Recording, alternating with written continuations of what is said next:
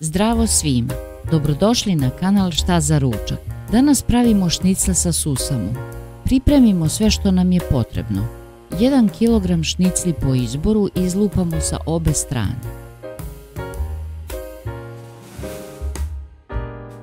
Posolimo i pobiberimo.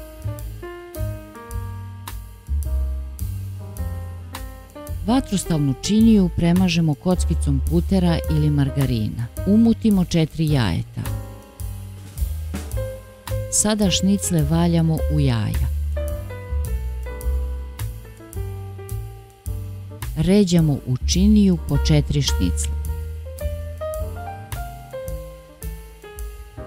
Preko stavimo narindani kačkavalj. Pospemo prepečenim susamom. Naređamo i drugi red šnicli koje smo uvaljali u jaja. Pospemo kačkavaljem i susamom. Potrebno nam je 150 g kačkavalja i 50 g susama ukupno. U činiju stavimo 100 g pavlake.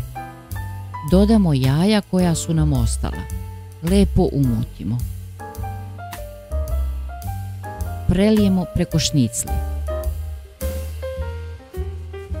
Zatim stavimo foliju, ali ne uvijemo baš čvrsto kako bi isparavala tečnost.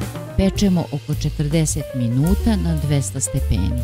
Pred kraj pečenja sklonimo foliju i ostavimo da se zapeče par minuta.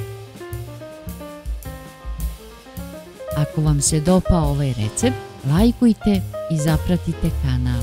Prijatno!